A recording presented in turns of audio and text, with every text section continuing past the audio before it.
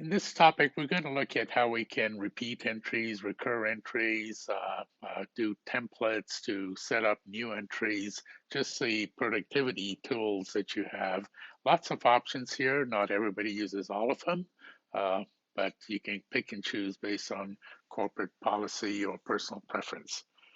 I have jumped over into our nonprofit solution, and you notice we've worked hard at setting up the user interface for the solution that you're going to be using, including nonprofit reporting coming out of the box. But it's much easier here to jump and find things we want to do. We've also show you here the features we've added, like allocations, self-service applications, grant management, etc., as well as our business rules to handle the more specialized functionality for nonprofit organizations. I'm going to go ahead into journals. Before we were using the search all the time, but we've organized the menu so it's very easy for you to find things in the system. And we're going to go look at a recurring journal in the system. And again, I've got many batches here. I have some sample entries here. And you notice my date that's set up, next date to process September 1. And I have a debit for $300 and a credit to bank. So this will be an example of maybe a recurring payment we want to draw out of our bank automatically every period. And as you notice, it's a journal like any other that you've seen before, the intercompany journals. But because it's recurring, we have a couple of extra fields in here. One is recurring method, and the recurring method options are fixed, variable, balance, and the same options for reversing. Fixed means the amounts are the same, variable means the amounts will change every period, and balance means that we're actually going to do a recurring journal based on a balance that's changed in our books. The reversing options, basically, once you post it, will set up the automatic reversal, a good way to reverse accruals in the system. The frequency here, 1M, means monthly, 1 month.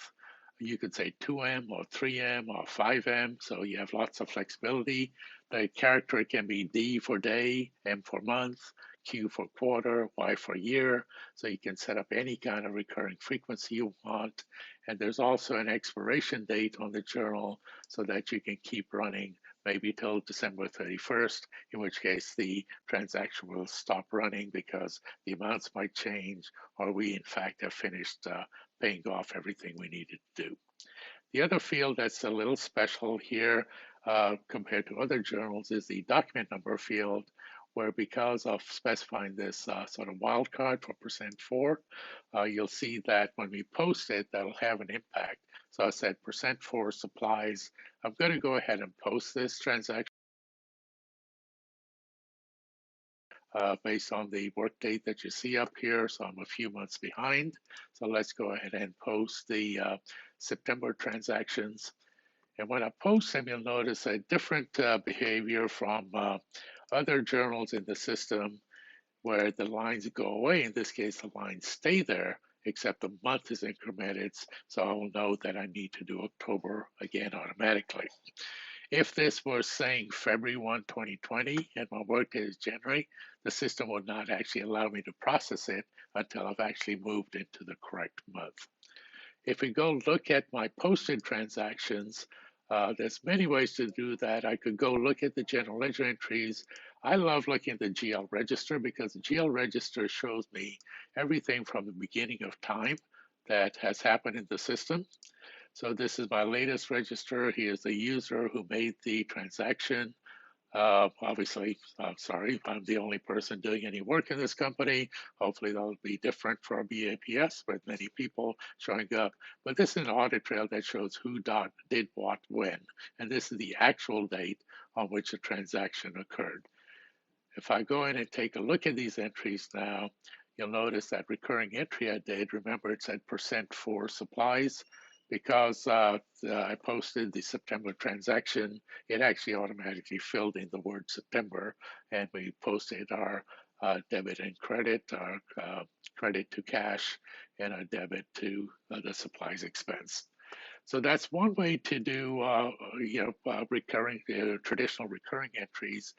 You can also set up templates that you can reuse.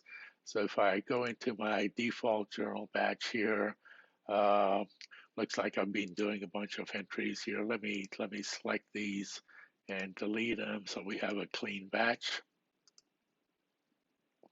And in this case, I'm going to go ahead and get from my standard journal.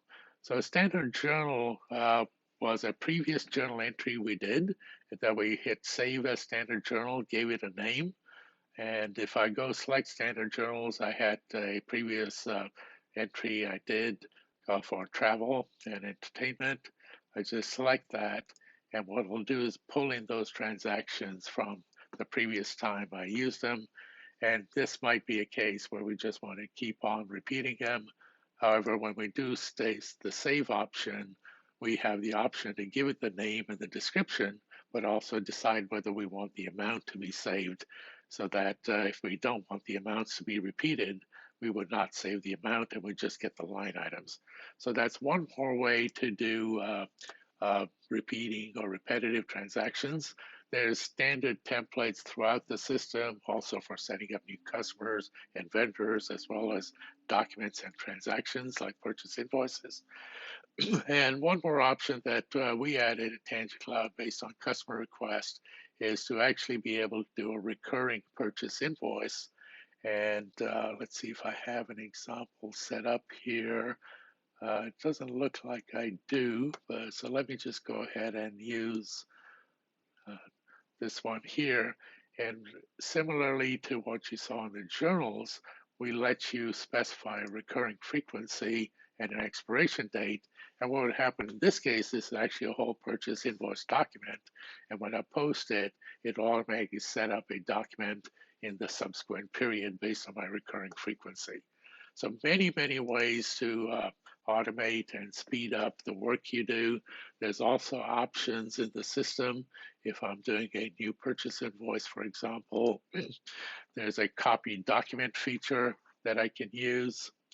Let's see, so a copy document, if I invoke that, sorry, I've got that grayed out here. Let's just go ahead and initiate a new invoice first. I'll just pick a vendor. And go over here. Now I can do a copy document because I have somewhere to copy it into. And I can copy from all kinds of other documents that I have sitting in the system, quotes, blanket orders, invoices, returns on credit memos, as well as the posted versions and archive versions of all those documents. So if you just want to pull back something maybe you did 4 months ago with a particular vendor, you could just go to posted invoices and then look those up in the system and pull in from all your posted documents. So many, many ways to automate and make your life more efficient in the system.